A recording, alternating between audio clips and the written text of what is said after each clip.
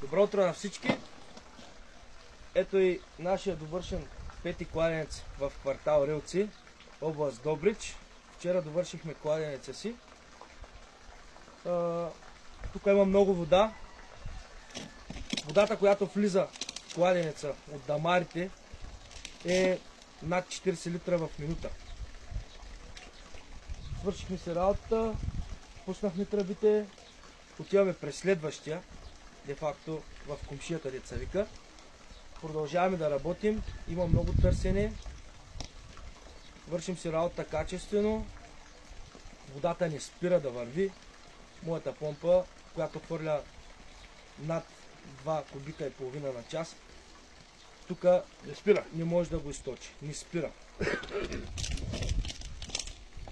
Доволни сме от колегата.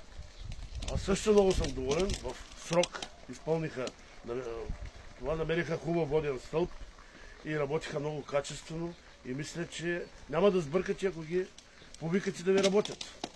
Ние сме му благодарни. И аз също много съм благодарен, да са живи и здрави, че има такива хора, които вършат тая работа. Благодарим ви и ви желаем лек ден. До нови срещи. До нови срещи.